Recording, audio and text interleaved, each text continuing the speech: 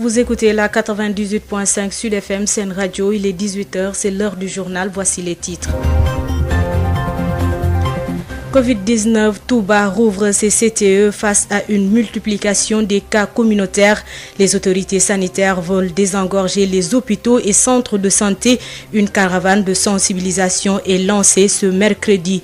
Inquiétude au palais de justice de Dakar. Des personnes ont été mises en isolement. Des cas de coronavirus sont détectés dans la cave. Justement, selon le chef du service de la communication de la direction de l'administration pénitentiaire, la cave a été désinfecté et un dispositif de surveillance mis en place.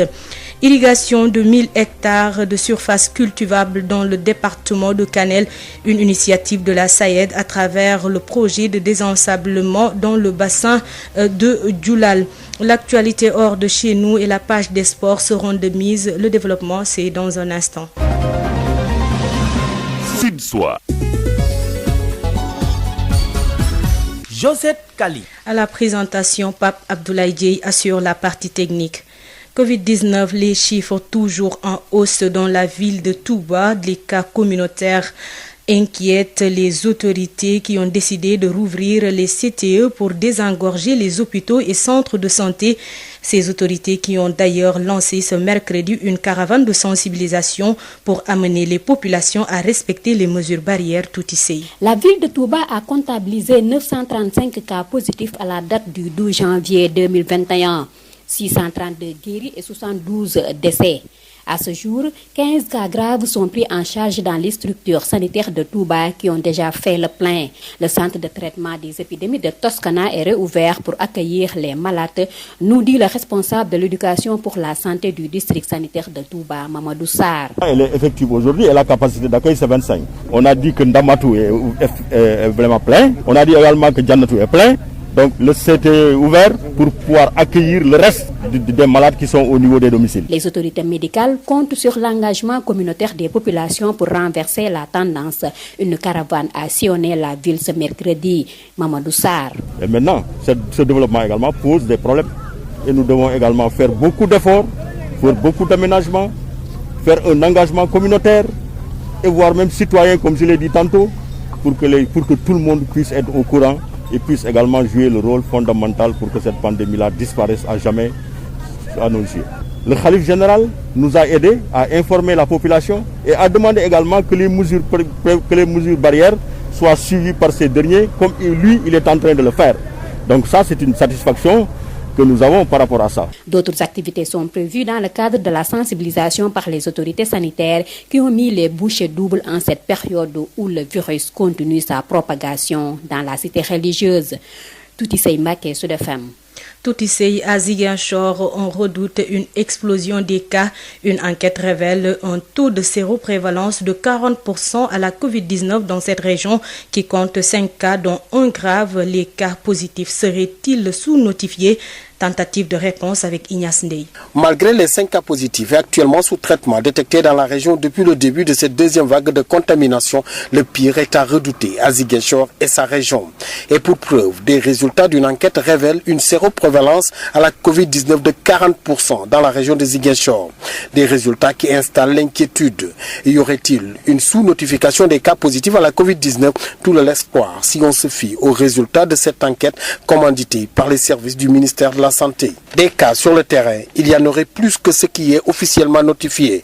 Suffisant alors pour sonner l'alerte dans une région où les facteurs de vulnérabilité sont bien présents. La détection d'une nouvelle souche du virus dans un pays voisin aux portes de la région fait enfler aujourd'hui l'inquiétude chez certains qui estiment que Ziguinchor est aujourd'hui une bombe à retardement. Si l'idée de couvre-feu ou d'état d'urgence est complètement balayée par la plupart des populations ici, certains estiment toutefois qu'il faut bien barricader Ziguinchor pour préserver la région d'une éventuelle résurgence de cas à la Covid-19. La présence depuis quelques jours dans la région de la directrice de la santé, Dr Marie-Khémesse Ngom, qui a pu s'enquérir de l'efficience du dispositif mis en place dans les différents points d'entrée de la région, eh bien cette présence est assez révélatrice de la préoccupation des autorités face à à cette pandémie qui sème une véritable psychose. Actuellement, Ziguinchor et sa région enregistrent 5 cas positifs à la Covid-19, dont un grave sous traitement au CTE. Une notification de cas positifs loin des 40% de cette séroprévalence à la Covid-19 dans la région. Ziguinchor, Ignace Ndeye, Sud FM. Restons toujours dans ce sillage à la cave du palais de justice de Dakar. Des personnes sont placées en isolement. Le ministre de la Justice et l'ordre des avocats informés. Certains travailleurs de la justice craignent pour leur santé. Vous écouterez Maître Ousmane Thiam, ancien président des jeunes avocats, qui sera notre invité. Justement, à ce sujet, Mariem Ba, chef du service de la communication de la direction de l'administration pénitentiaire, a affirmé à nos confrères de la RFM que la cave a été désinfectée par le service d'hygiène.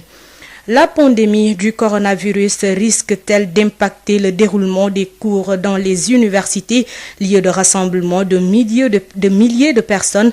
Le SAES est inquiet face à la situation sanitaire. Il plaide pour une réactivation des comités de santé. Les précisions avec Issegnan. Malgré la progression fulgurante de la pandémie du Covid-19, les cours en présentiel se poursuivent dans les universités, pourtant lieu de rassemblement de milliers de personnes au quotidien.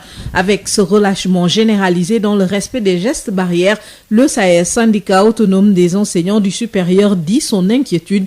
Malik Fall est le secrétaire général. Au niveau des universités, c'est une situation qui est préoccupante dans la mesure où, comme partout ailleurs au Sénégal, nous notons un certain relâchement dans les gestes barrières, comme nous le voyons tous les jours, aussi bien au niveau donc des personnels enseignants que du personnel administratif, technique et des étudiants particulièrement. Non, cela ne peut pas être donc sans conséquences sur le plan sanitaire.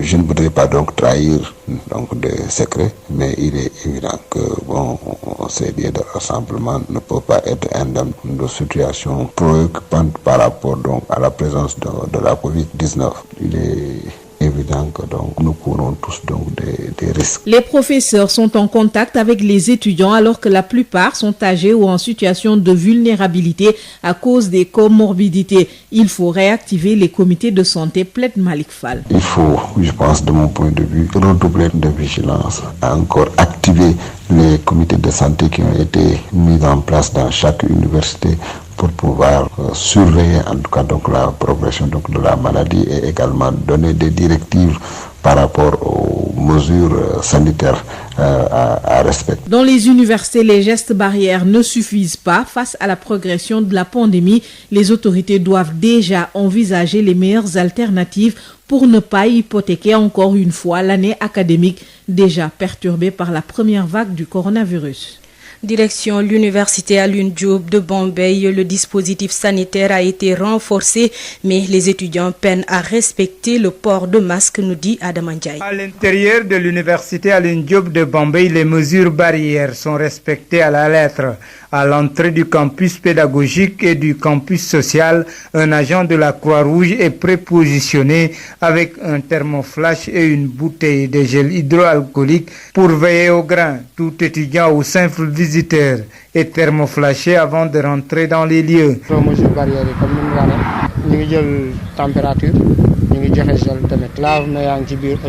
Mais les étudiants, pour la plupart, ne respectent pas les gestes barrières liés au port de masque. Cet étudiant, qui préfère garder l'anonymat, nous explique. Vous êtes à l'intérieur, oui, à l'extérieur ça pose beaucoup de problèmes. Comme tout Sénégalais, c'est pas facile de nous s'habituer à ça.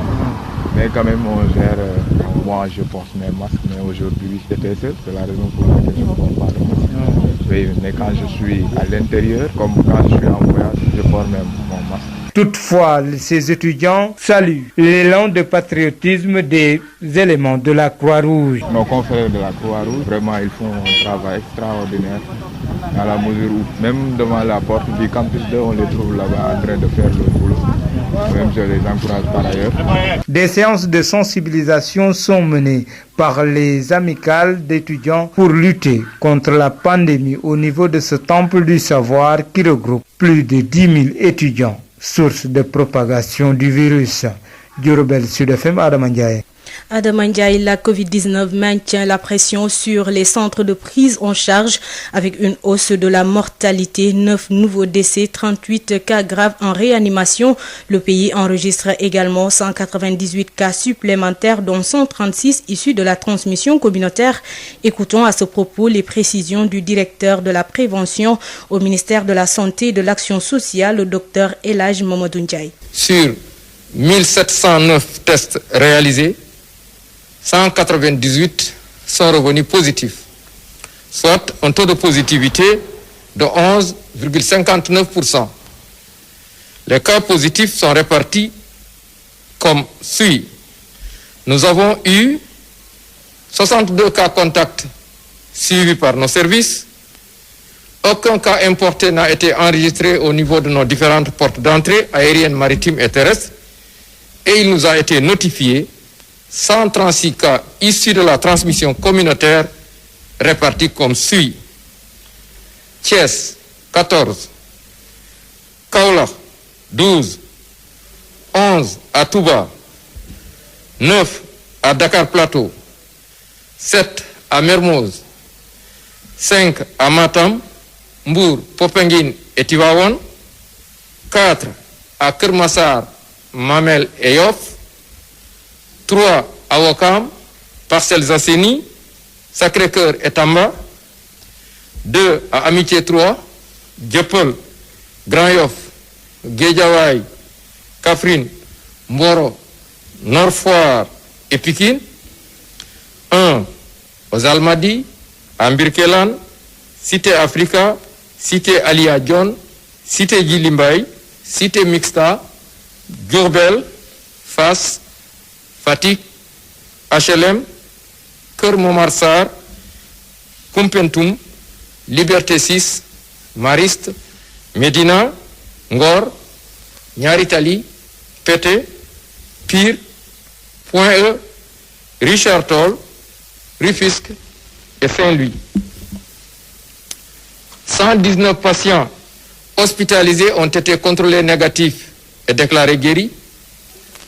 38 cas graves sont pris en charge dans nos services de réanimation. 9 décès ont été enregistrés ce mardi 12 janvier 2021. L'état de santé des autres patients hospitalisés est jugé stable. À ce jour, 21 883 cas ont été déclarés positifs, dont à ce jour 21 883 ont été déclarés positifs, dont 18 621 guéris, 489 décédés et donc 2772 patients sous traitement. C'était à l'instant le docteur El Hadj Mamadou Ndiaye qui faisait le point sur la Covid-19 de ce jour.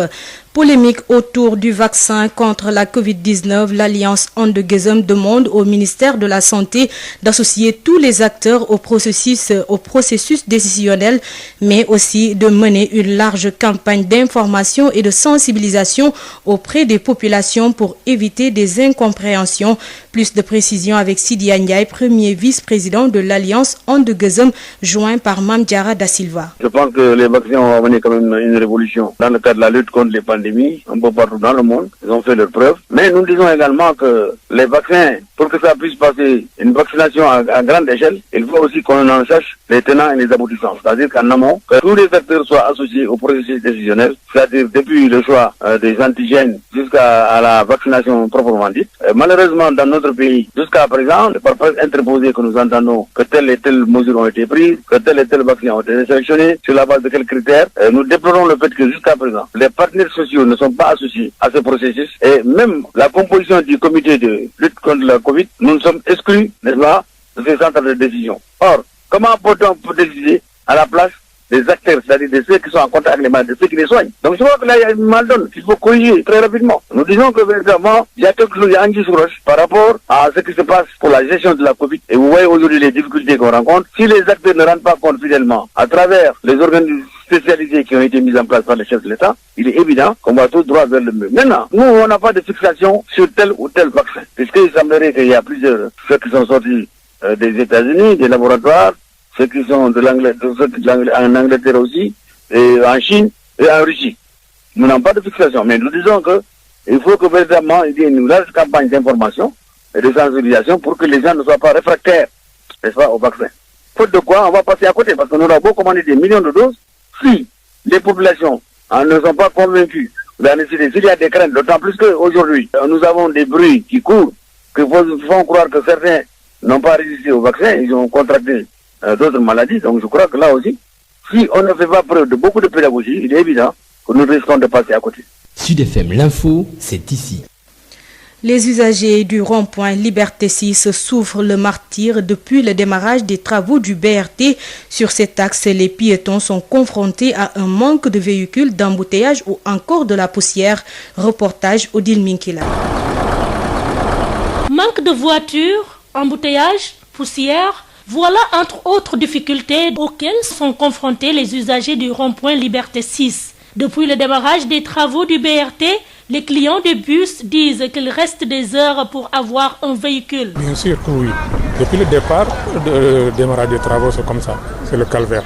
J'habite aux HLM Grand Yoff, mais j'ai dû marcher jusqu'ici pour espérer avoir d'autres cars. Parce que tous ceux qui viennent depuis les parcelles, c'est rempli. Donc j'ai dû marcher au moins 2 km, c'est un calvaire. L'accessibilité, c'est pas tellement facile. Mais je pense que si les usagers prennent le temps de se lever tôt, je pense qu'ils n'auront pas de problème pour passer, quoi. Ils ne sont pas les seuls à vivre ce calvaire. Les commerçants en font partie. Vraiment, nous avons beaucoup de problèmes ici. Depuis le début des travaux, par exemple, il y a la poussière. Nous sommes obligés de nettoyer nos bagages. C'est vraiment difficile. Toutefois, ils exigent tous que la date limite de la fin des travaux soit respectée. Que les travaux s'accélèrent, on connaît, peut-être qu'on s'attend à un résultat meilleur après les travaux. Mais que les travaux ne durent pas très longtemps, comme le pont de Sénégal 92, ou bien le terre qui est là pour une éternité. On peut pas, on souffre. La fin des travaux du BRT est prévue en 2022. Donc, les usagers du rond-point Liberté 6, tout comme d'autres impactés de ces travaux, devront prendre leur mal en patience. Odile Minkilan, un projet de désensablement de la Sayed sur le bassin du Djoulal a permis d'irriguer près de 1000 hectares de surface cultivable dans le département de Kanel. Les aménagements autour de ce bras du fleuve a permis aux populations locales de cultiver du riz 2 fois en contre-saison grâce à ce projet initié depuis 2018. Abdourahmane Diène. Durant 2 bonnes années, les potentialités du bassin du Djoulal ont été suffisamment mises à profit grâce au projet de désensablement de la Sayed. Ainsi, à l'heure du bilan, le sous-préfet de l'arrondissement de Orkadiéré s'est montré satisfait des réalisations. Nous avons lancé ce projet avec le préfet du département en fin 2018 et depuis ce jour jusqu'à aujourd'hui, nous avons suivi de très près le projet. Mais nous avons été vraiment surpris, véritablement, par la méthodologie utilisée dans le cadre de ce projet. Dans les sites où véritablement ces ouvrages sont placés, les résultats se voient.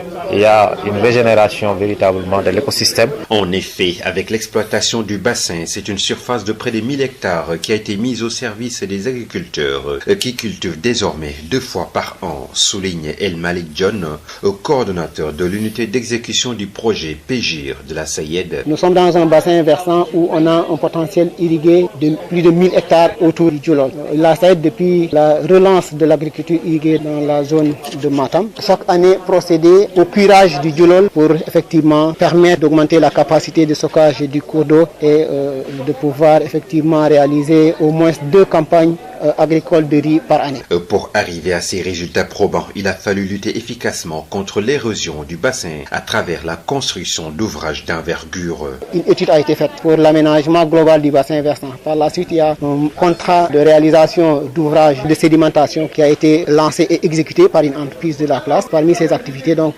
c'était de réaliser 14 gros ouvrages de retenue de sable qu'on appelle des seuils en gabion. Sur les 14, 3 ont été réalisés. Madame Abdourahmane Diène pour Sud FM. Sud FM vous transporte partout au Sénégal et dans le monde. Sud International.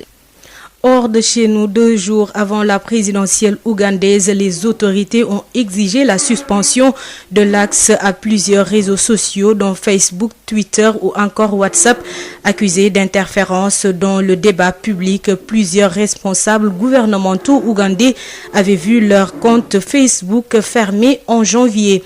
Hors d'Afrique, le Congrès américain a entamé ce mercredi les débats sur la mise en accusation de Donald Trump. Le président, de plus en plus isolé, fait face au 2e impeachment de son mandat pour avoir encouragé, selon les démocrates, l'assaut contre le Capitole le 6 janvier dernier.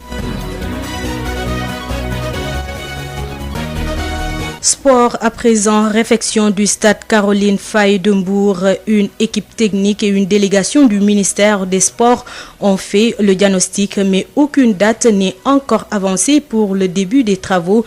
Les détails avec Moustapha Sall. Le stade Caroline Faye, en état de dégradation très avancée, a reçu la visite d'une équipe technique. L'infrastructure sera réhabilitée selon Cheikh Tidiane Sarr, le directeur des infrastructures sportives. Le stade Caroline Faye souffre depuis quelques années. C'est pourquoi nous avons été instruits par M. le ministre pour venir faire l'état des lieux en compagnie de nos partenaires chinois. Aujourd'hui, cette coopération va nous permettre de réhabiliter en tout cas l'infrastructure et de la rendre fonctionnelle. Pour permettre en tout cas, comme vous le demandez, le retour des équipes de Mbour, en tout cas, en sachant que Mbour, c'est une ville sportive. Il n'est pas question, en tout cas, de laisser ce stade dans cet état. Et le travail va démarrer bientôt. L'éclairage, il y a des problèmes au niveau de la pelouse, mais aussi de la sonorisation. Tous ces problèmes seront repris par l'équipe technique qui est là. Aujourd'hui, au sortir de cette mission-là, les équipes pourront revenir. La réfection du joyau, une bonne chose pour les équipes de Mbour, se réjouit Elhadji Fallou Sylla, maire de Mbour. Vous voyez derrière moi les Chinois qui sont là et qui sont prêts à faire le devoir le plus rapidement possible. Et comme vous le savez, nos équipes de première division ne jouent pas encore au stade. On a dit que bon, ça n'est pas praticable. Mais j'espère que bientôt, tous les gens vont revenir et ce sera une bonne chose. Les techniciens seront formés pour assurer l'entretien, rassure le directeur des infrastructures. Le ministère des Sports est prêt vraiment à accompagner. J'ai parlé de formation, j'ai parlé d'accompagnement. L'accompagnement sera de tout ordre, notamment sur le plan moyen, parce qu'aujourd'hui, ce projet-là ne serait pas uniquement à moyen. Tous ceux qui seront chargés de la gestion de nos infrastructures, nous allons assurer une formation pour eux qui leur permettra d'être beaucoup plus fonctionnels et d'être beaucoup plus opérationnels. Le début et la fin des travaux restent à déterminer au moment où les clubs de la Ligue professionnelle de Mbour louent des terrains privés loin de la ville pour jouer leur match. Moustapha Sall, Mbour, Sud FM. Sud FM, l'invité du jour. Des cas de Covid-19 détectés à la cave du palais de justice de Dakar. Plusieurs personnes sont placées en isolement. Le ministre de la Justice et l'ordre des avocats informés. Certains travailleurs de la justice craignent pour leur santé. Écoutons à ce propos Maître Ousmane Thiam, ancien président des jeunes avocats, qui répond aux questions de Elhadji Malick Ndiaye. Nous sommes avec Maître Ousmane Thiam. Bonjour. Bonjour, M. Ndiaye.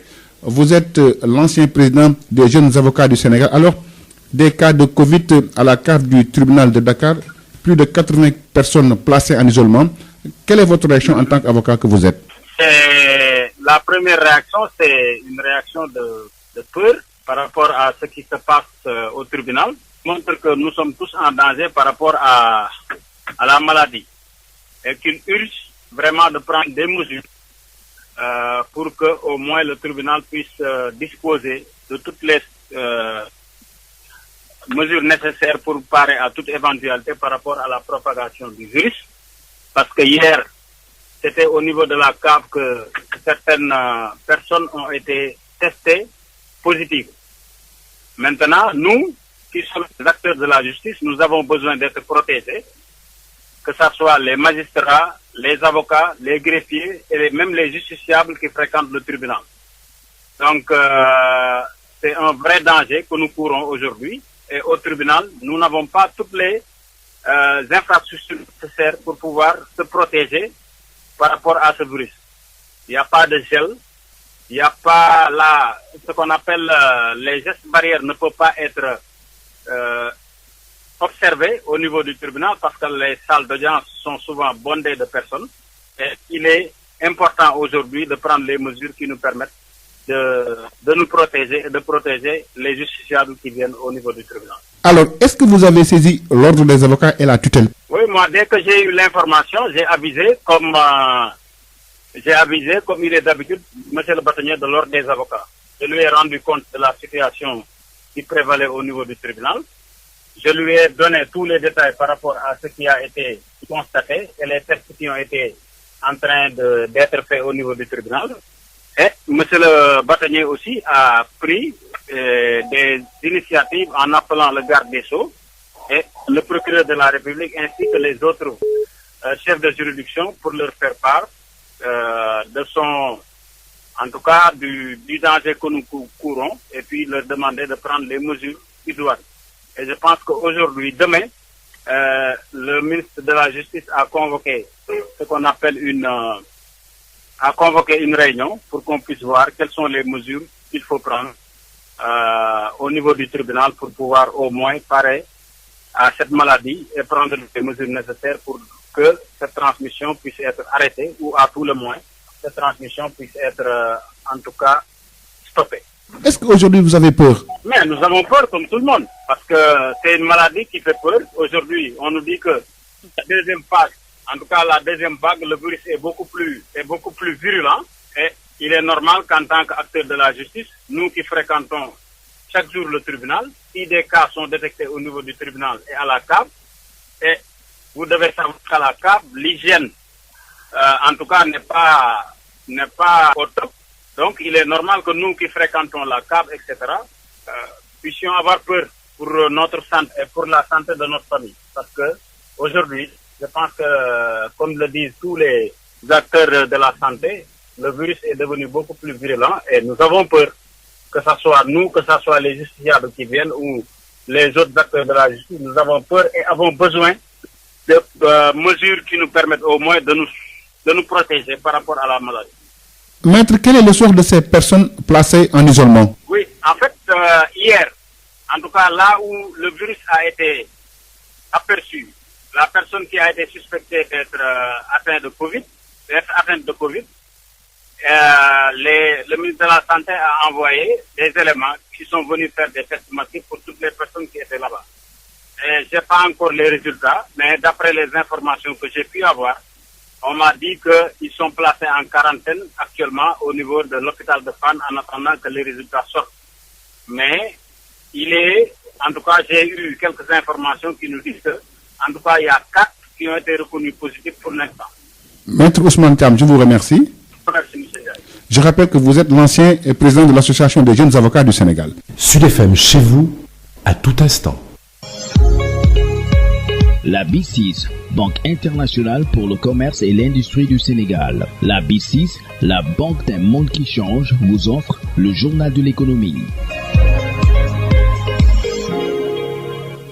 Bonjour. Selon la présidente de l'Organisation des femmes d'affaires africaines et du réseau des femmes entrepreneurs, malgré la pandémie, elles ont initié des stratégies pour pouvoir soutenir les femmes et les jeunes. Fatou Kiné Diaw. La pandémie a eu des effets néfastes sur les activités des femmes. Nos membres qui sont dans le commerce ne voyagent plus. Nos membres qui sont dans la transformation ont des problèmes d'écoulement de leurs produits parce qu'elles n'ont plus de marché. En tant que femmes intellectuelles, nous ne versons pas dans la critique. Nous essayons de positiver avec le slogan « Développons notre pays par nous-mêmes ». Nous avons commencé la réflexion en 2020 concernant comment développer le Sénégal par les Sénégalais. Et vous voyez que avec cette mobilisation de ressources locales, nous pouvons créer un fonds d'investissement et de financement. D'ailleurs, nous avons une institution qui peut nous accompagner dans la création d'un club d'investissement des femmes leaders. Créer un fonds, financer des projets de développement en faveur des femmes et des jeunes. Nous avons saisi le FONGIP afin d'établir un protocole d'accord avec lui pour la garantie de l'investissement. Nous pouvons financer des projets dans la boulangerie du consommé local. Nous avons aussi des projets d'installation de mini-huileries dont la production sera vendue à la Sonacos pour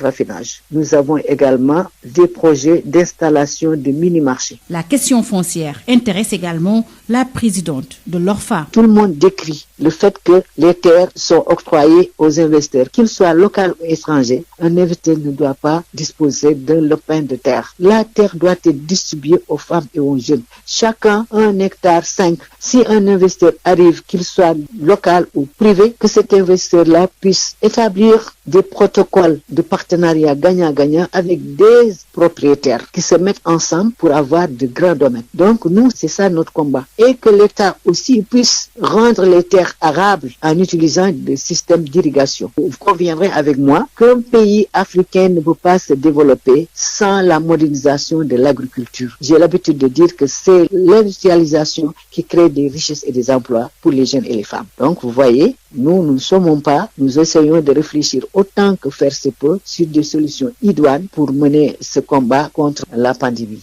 Sud FM vous remercie, Fatou Kiné Diaw. Merci beaucoup. Je rappelle que vous êtes la présidente de l'Organisation des femmes d'affaires africaines. C'en est tout pour le journal de l'économie. Merci de votre fidélité. La B6, Banque internationale pour le commerce et l'industrie du Sénégal. La B6, la banque d'un monde qui change, vous a offert le journal de l'économie.